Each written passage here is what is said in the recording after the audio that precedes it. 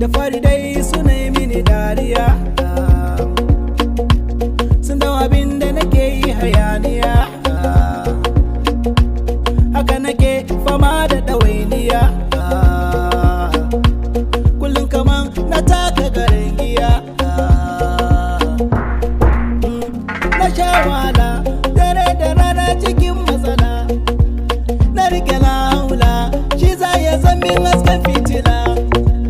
From Kano to Kaduna, bayan da zani na kwana, ina zani na zauna ga inuwa